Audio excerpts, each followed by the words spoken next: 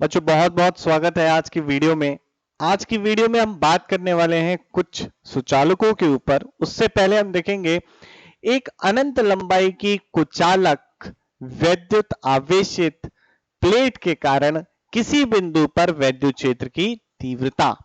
ठीक है, तो हेडिंग डाल लीजिएगा, फटाफट से कॉपी निकालिएगा और इसको लिखना चालू करिए। अच्छा, इसका एप्लीकेशन उपयोग बहुत ज्यादा है। ठीक है, तो कैसे क्वेश्चन आएंगे, सारी चीजें इस पे बहुत डिपेंड करती है, तो ध्यान दीजिएगा इस चीज को बहुत अच्छे से। तो हम देख रहे हैं अनंत लंबाई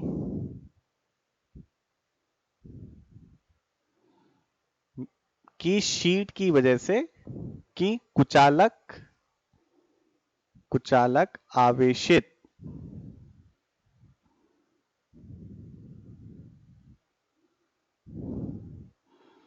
शीट की वजह से, शीट यानी कि प्लेट, समझ रहे हैं ना आप लोग, समतल के कारण वैद्युत क्षेत्र की तीव्रता।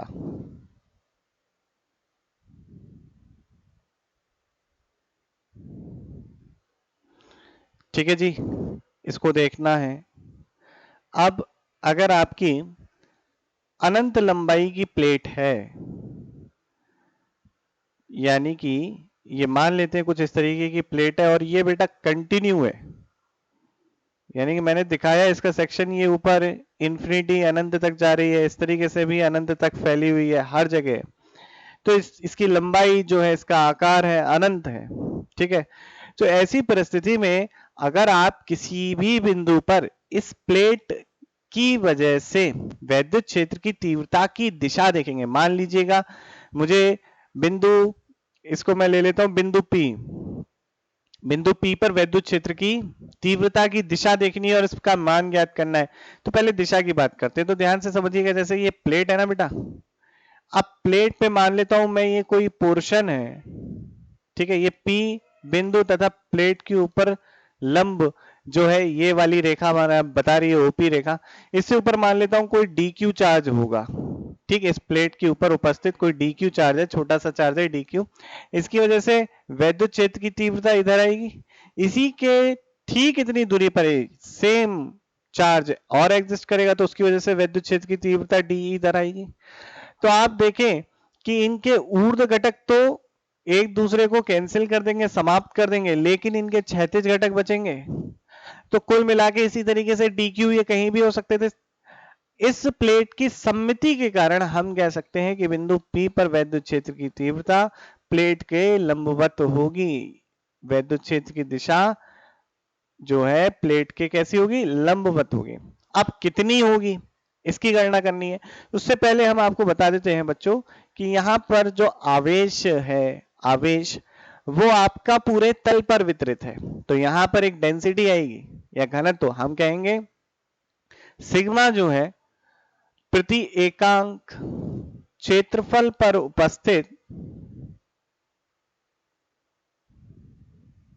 उपस्थित आवेश का मान है।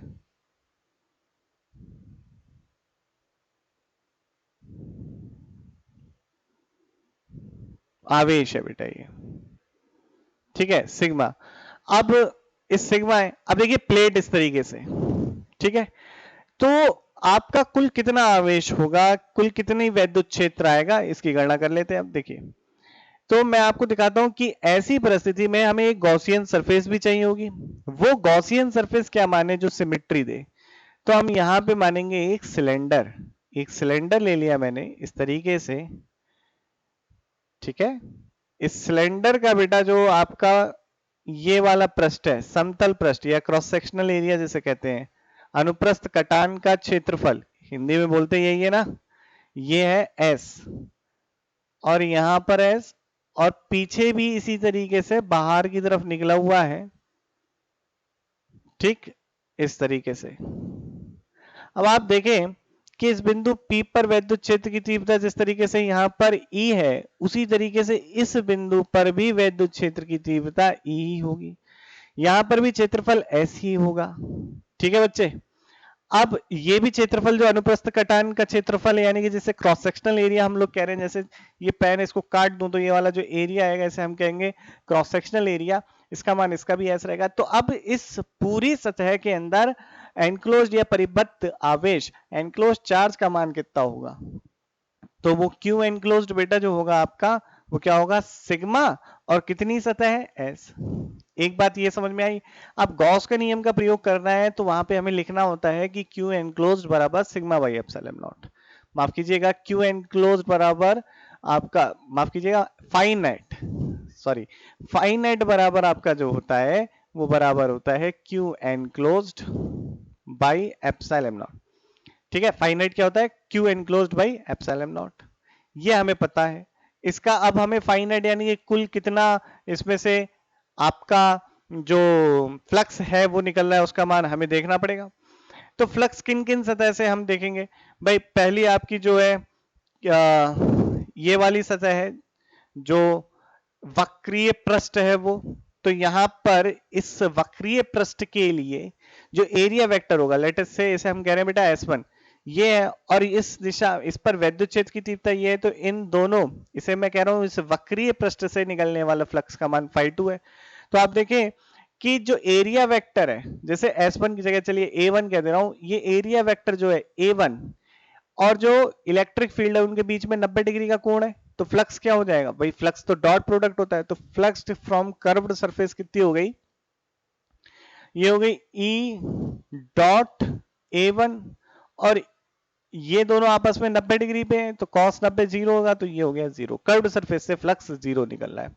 अब सरफेस S1 बची और सरफेस S2 बची, तो पहले S1 से मान लेते हैं कि भाई φ1 फ्लक्स निकल रहा है, तो ये बराबर क्या होगा? E डॉट एस के, और S जो कि एरिया वेक्टर है कुछ इस तरीके से, तो E और S दोनों के बीच में जो कोण है वो शून्य है क्योंकि एक ही दिशा में है दोनों।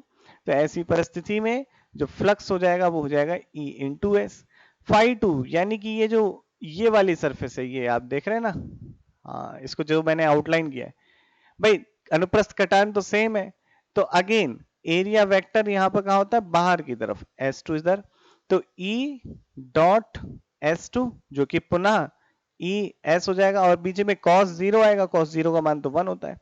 तो अगर मैं बच्चों आपसे बात करूं कि फाइन नेट की वैल्यू क्या हुई, तो फाइन नेट की जो वैल्यू आई वो आई φ1 प्लस φ2 प्लस φc, जो कि क्लोज्ड वाली सरफेस, कर्व्ड सरफेस थी, ये फाइनाइट की वैल्यू आ गई, ये हो गई 2es। ठीक है, फाइनाइट। और गॉस का नियम कहता है phi net is equal to Q enclosed by epsilon naught. Q enclosed कितना है? Sigma into S by epsilon naught. ये किसकी वैल्यू? क्यू एनक्लोज्ड की, जो यहां पे रखती तो ये आ गई, और इधर फाइनाइट 2es, एस से एस काट दिया तो E की वैल्यू आ गई सिग्मा बाई 2 एप्सिलॉन नॉट। यानी कि वैद्युत क्षेत्र की तीव्रता किसी दूरी पर निर्भर नहीं करती, या हम यहां से ये भी समझते हैं कि अनंत लंबाई की शीट की वजह से, कुचालक शीट की वजह से एक समान वैद्युत क्षेत्र बनता है, अतः वैद्युत क्षेत्र एक समान होगा। वैद्युत क्षेत्र कैसा होगा बच्चों? एक समान। वैद्युत क्षेत्र एक समान होगा। एक समान क्षेत्र का मतलब समझते हैं कि ना तो वैद्युत क्षेत्र की तीव्रता की दिशा परिवर्तित हो रही है, ना उसका परिमाण, हर जगह यही है और एक ही दिशा है।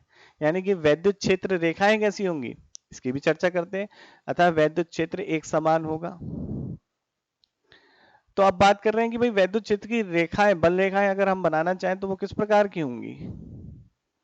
ये आपका मान लिए अनंत लंबाई की जो है समतल है, कुचालक आवेशित है, तो आपकी वैद्युत बल रेखाएं कुछ इस तरीके से निकल रही होंगी, इक्यू डिस्टेंस और सरफेस के लंबवत होंगी, इस तरीके से।